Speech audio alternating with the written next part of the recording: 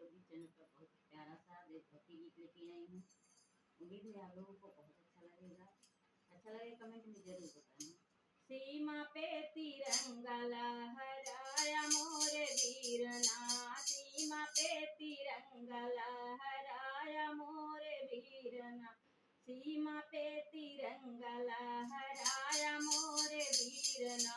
देशवा के लाजिया बचाया मोरे वीरना, देशवा के लाजिया बचाया मोरे वीरना,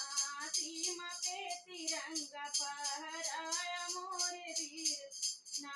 सीमा पे तिरंगा फहराया मोरे वीरना, देशवा के लाजिया बचाया मोरे वीरना, देशवा के लाजिया बचाया मोरे वीरना, वतन के शान तू ही देश के जवानवा, वतन के शान तू ही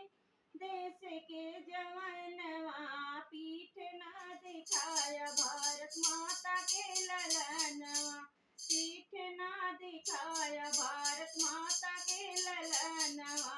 दुश्मन के जड़ से मिटाया वीरनवा, दुश्मन के जड़ से मिटाया हो वीरनवा, दुश्मन के जड़ से मिटाया हो वीरनवा, सीमा पे झंडा फहराया हो वीरनवा,